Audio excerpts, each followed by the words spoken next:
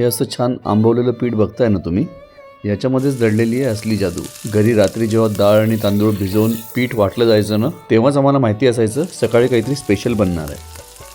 आणि जेव्हा हे असे तांबूस लालसर व्हायचे ना, याचा रंग बघा, बाहेरनं असे थोडे कुरकुरीत पण आतमधनं असे छान फुललेले. आणि ह्याच्यासोबत आणखीन चव वाढवणारी ही जी लाल चटणी आहे त्याचा चटका, हीच आहे कहाणीची सुरुवात.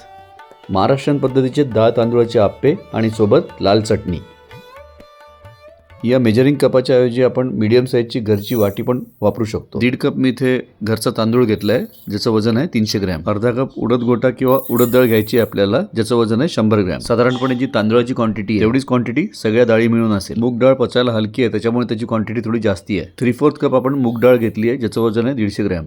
2 टेबलस्पून चना डाळ घेतलेली आहे आपण, ज्याचं वजन आहे 35 ग्रॅम. 1 टीस्पून मेथीचे दाणे घेतलेत, ज्याचं वजन आहे 5 ग्रॅम. डाळ तांदूळ आपल्याला 3 वेळा व्यवस्थित धुवून घ्यायचे पाणी चेंज करून. त्यानंतर याच्यामध्ये फ्रेश पाणी घालून आपल्याला कमीत कमी 5 तासासाठी याला भिजत ठेवायचं आहे. चना डाळीला थोडंसं भिजायला वेळ लागतो, तर याला असं दाबून बघायचं आहे, ती अशी तुटली पाहिजे. व्यवस्थित सोक झाल्यानंतर थोडंसं असं दाबल्यानंतर ती लगेच तुटते. ज्याच्यामध्ये आपण भिजवलं होतं ते पाणी आपल्याला फेकून द्यायचं आहे. आणि इथे मी अर्धा कप जाड पोहे घेतलेत, ज्याचं वजन आहे 45 ग्रॅम. हे नॉर्मल जाड पोहे घेतलेले आहेत, पातळ पण चालतील. पोह्यांना पाणी टाकून थोडं 2दा धुवून घ्यायचं आहे आणि यांना भिजत ठेवायचं आहे 10 मिनिटासाठी. आता हे भिजवलेले पोहे घालायचे आहेत आपल्याला भिजवलेल्या डाळ तांदूळामध्ये आणि हाताने असं व्यवस्थित मिक्स करून घ्यायचं आहे. याला असं एकत्र करून घेतलेलं आहे व्यवस्थित. आणि आता आपल्याला याला वाटायचं आहे. आता हे वाटण्यासाठी मी इथे अर्धा लिटरची पाण्याची बॉटल घेतली आहे, जेणेकरून तुम्हाला वाटण्यासाठी लागणारं पाण्याचं मेजरमेंट एक्झॅक्ट कळेल. मी याला 2 बॅचेसमध्ये वाटणार आहे. आणि आता मिक्सरच्या जारमध्ये मी याची अर्धी क्वांटिटी घेतलेली आहे आणि थोडं थोडं पाणी घालत मी याला आता वाटून घेतोय. लागेल तसं थोडं पाणी मी वाटताना ॲड करतोय. बरं, याची एकदम स्मूथ पेस्ट नाही करायची आहे, म्हणजे थोडंसं असं हाताला थोडे असे तांदळाचे दाणे लागले पाहिजे, पण एकदम जाड पण नको ठेवायला. ह्याच्यामुळे आप्प्यांचं आतलं टेक्स्चर आणखीन भारी होतं. बस हे वाटलेलं पीठ एका बोलमध्ये काढून घेऊया. आप्पे बिलकुल स्पॉन्जी आणि एकदम फुललेले बनवण्यासाठी काही ट्रिक्स आहेत, त्या पुढे सांगेनच. याच पद्धतीने मी दुसरी बॅच पण वाटून घेतलेली आहे आणि या बाउलमध्ये काढून घेतलेलं आहे सगळं पीठ. हे बघा, याची कन्सिस्टन्सी अशी असली पाहिजे. हे बघा, पूर्ण पीठ वाटण्यासाठी आपल्याला एवढं पाणी लागलेलं आहे. म्हणजे साधारणपणे 400 ml पाण्याचा आपण वापर केलेला आहे आणि 100 ml साधारणपणे पाणी बॉटलमध्ये राहिलेलं आहे. आता याला कव्हर करून साधारणपणे कमीत कमी 8 ते 9 तास याला फर्मेंटेशनसाठी आपल्याला एखाद्या गरम जागी ठेवायचं. जर बॅटर अशा पद्धतीने फुललं नाही ना, तर समजून घ्या आप्पे व्यवस्थित होणार नाही. इथूनच फरक पडणार आहे नरम आणि हलक्या आप्प्यांमध्ये आणि भारी आप्प्यांमध्ये. बॅटरची क्वांटिटी जास्त आहे, तुम्ही 2-3 दिवस याला व्यवस्थित फ्रीजमध्ये ठेवून पण याचा वापर करू शकता.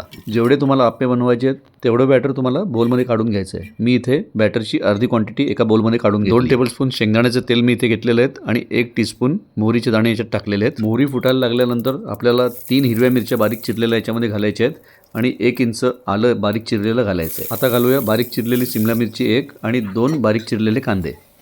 2-3 मिनटं याला व्यवस्थित परतून घेऊया. हा खरा खेळ तर आत्ता सुरू झालेला आहे.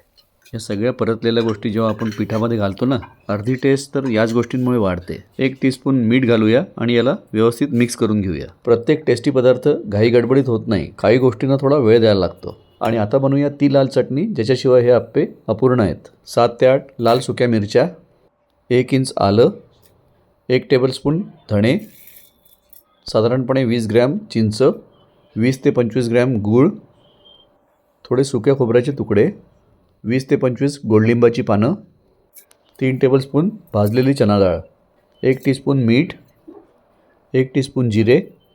आणि चटणी वाटताना मी इथे 1 कप पाणी घेतलं होतं आणि थोडं थोडं करत याच्यामध्ये घातलं होतं. चटणी एका बोलमध्ये काढून घेऊया आणि याच्यावरती देऊया एक चरचरीत असा तडका. 1 टेबलस्पून शेंगदाण्याचं तेल गरम करून घेतलं आहे आणि त्याच्यामध्ये मी 1 टीस्पून मोहरी घातली आहे, 1/4 टीस्पून हिंग आणि एक 10 ते 15 गोडलिंबाची पानं.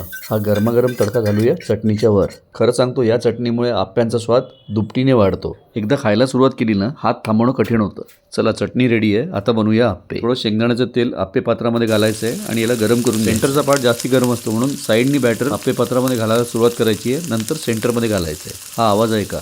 आवाजच सांगतोय की हे टेम्परेचर करेक्ट आहे. याला असं झाकून मंद आचेवरती 2 ते 3 मिनटं शिजवून घ्यायचं आहे. हे बघा कसे फुलत आहेत. हीच आहे प्रॉपर फर्मेंटेशनची कमाल. आता यांना टर्न करून घेऊया. हे बघा, जर असा नाश्ता घरीच मिळत असेल तर हॉटेलमध्ये जायचं कामच नाही, नाही का? बघा बाहेरनं कसे क्रिस्पी बनले आहेत हे. वाटल्यास थोडंसं तेल आपण आणखीन इथे टाकू शकतो आणि याला कवर करून आणखीन 2 ते 3 मिनटं शिजवून घेऊ शकतो.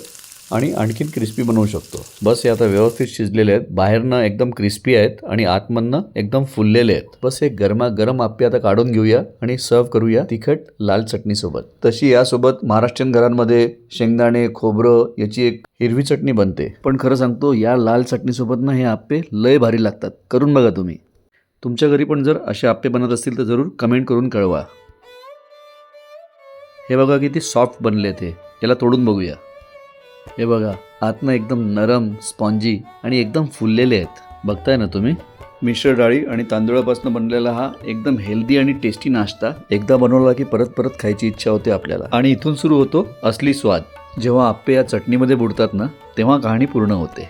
हीच आहे भारी टेस्ट आणि खरी मजा. चला आता बसून याचा आस्वाद घेऊया. हा स्वाद आता कॅमेऱ्यासाठी नाही आहे, आपल्या मनासाठी आहे.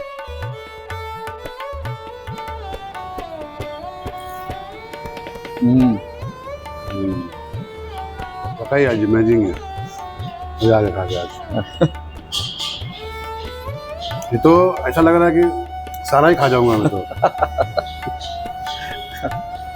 व्हिडिओ आवडला तर लाईक, कमेंट आणि शेअर करा आणि देव्स किचन मराठीला सबस्क्राईब करा. भेटूया पुढच्या व्हिडिओमध्ये. जय हिंद, जय महाराष्ट्र, वंदे मातरम, भारत माता की जय.